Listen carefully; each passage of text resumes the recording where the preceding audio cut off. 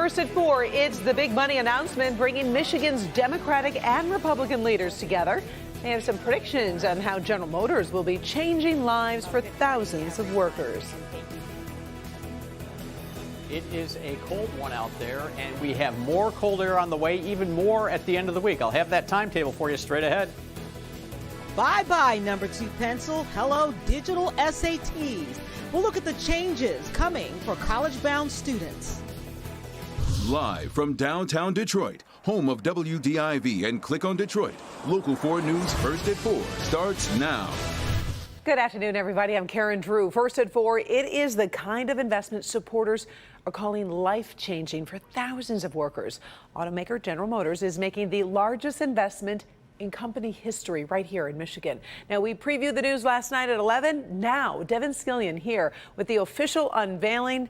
Devin, this is big. Sure is, Karen. Today, General Motors announced it's going to spend more than $7 billion on 4 manufacturing sites around the state. The investment is, of course, about electric vehicles, also making the batteries. The state of Michigan also stepping up to the plate to do what it had to make it happen. But here are some of the highlights. GM is going to spend about $4 billion to convert and expand its Orion Township assembly factory to make electric pickups. It'll spend another few billion to build a 3rd U.S. battery cell plant.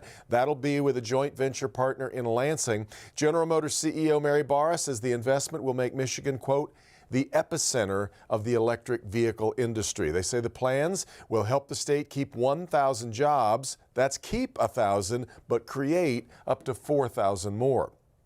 Michigan's Economic Development Board just approved $824 million in assistance and tax incentives. This was a bipartisan celebration for state leaders who described the ripple effect they hope to see. These jobs will generate more than $35 billion in new personal income over the next 20 years. That's $35 billion in economic opportunity for Michiganders. Families across the state will have conversations around the kitchen table to take on an entirely different tone. Instead of talking about what they can't do, they'll be talking about what they can do. A new home, college tuition, and yes, maybe even a new car, maybe even one they help build.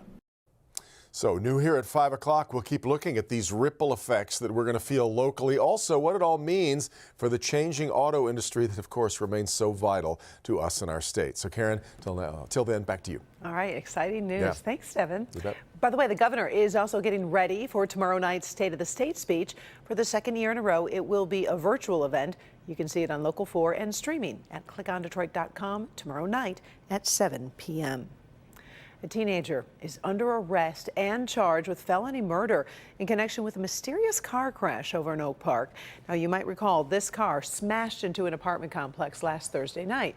Police found out 33-year-old Desmond Dixon of Detroit had been shot and died. Police have now arrested 18-year-old Darian DeAndre Walker. They say he and 2 other people were doing a transaction with Dixon when Walker pulled out a weapon, intending to rob Dixon, and shot him. Walker is being held without bond. The 2 other people were released, pending further investigation. Michigan Supreme Court has handed state Republicans a setback when it comes to petition drives. The court has thrown out a 15% geographic cap on the number of signatures to get an issue on a statewide ballot. The law would have made things harder for activists by forcing them to be aware of where they were gathering signatures. The Supreme Court says that violates the state constitution. The changes were made by the Republican-led legislature in 2018 and signed by former Governor Rick Snyder before he left office. We are also tracking some new coronavirus developments for you, including the arrival of free face masks and also COVID home tests. First, Pfizer has launched a new clinical trial comparing its original COVID-19 vaccine to new doses that are specific for the Omicron variant. The company is enrolling about 1,400 healthy adults ages 18 to 55 to test the updated shots. Pfizer says it's not yet clear if the new vaccine will be needed, as boosters of the original vaccine continue to provide a high level of protection against severe disease from Omicron.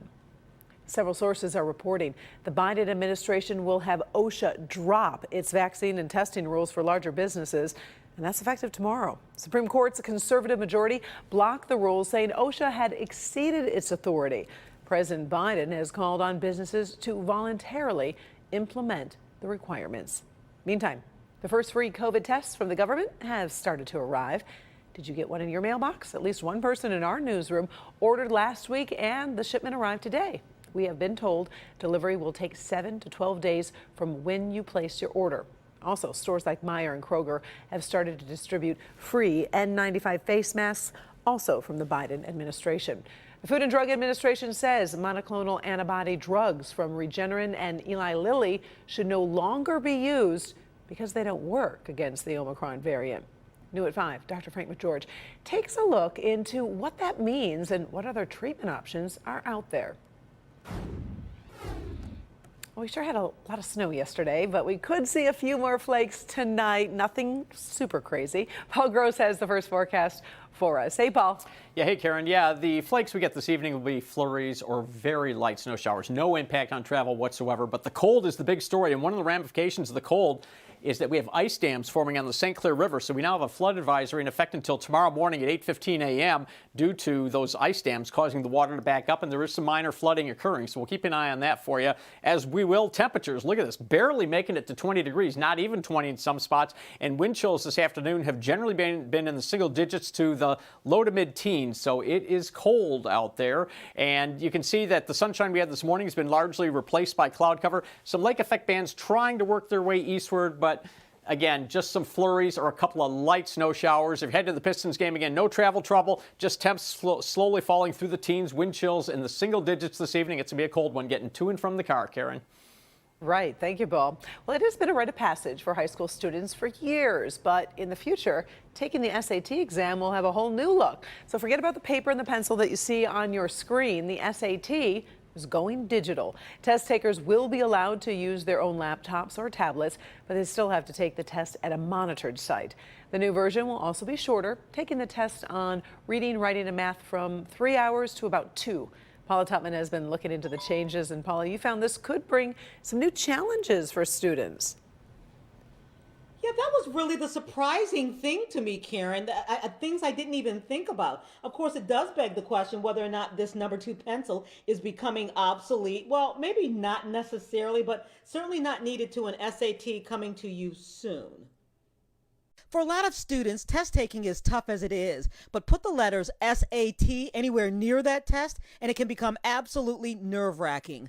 14-year-old Harmony recently took the PSAT. The PSAT was very complicated for me. Katie Solomon is the program director for Downtown Boxing Gym. The amount of preparation that goes into prepping for the SAT is significant. In 2024, the SATs are going digital. And while you may think making the SAT digital will be a walk in the park because students have spent the last 2.5 pandemic years learning how to learn online, DBG, which does heavy tutoring and teaching in person, remotely, however they can to reach students to close learning gaps, including SAT prep. They're practicing editing and they're practicing writing. Well, they believe much of what students are being taught to perform on paper actually changes when you have to teach them how to perform or test take online. What I'm seeing with my high school students, it's a lot harder to stay focused and read a passage on your screen than it is on a printout. You're paying attention to like outside noises, like someone could be like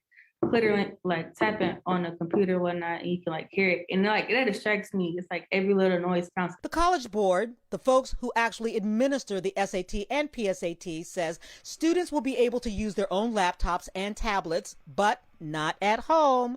The test will still be administered at a specific monitoring site, like a school. But the claim is the digital format will shave off as much as an hour from the current 3-hour version.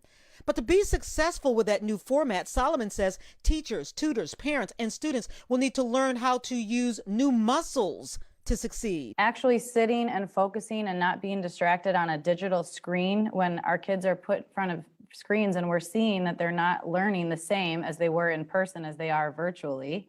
To me, that's an indication that unless we prep them on how to perform in this digital space, they're not going to be able to perform as well digitally as they are in person. Yeah, so they're basically talking about a whole different way to prep these students. By the way, if a student doesn't have access to a laptop or digital device, one will be provided. Again, this starts in 2024. Another bonus, Karen, getting the results sooner. It's expected you'll get them in days instead of weeks. Well, that would take away some of the tension and the worry that we all experienced for so long. All right. Thank you, Just Paula. a little bit, though. Just a little. All right. Thank you, Paula.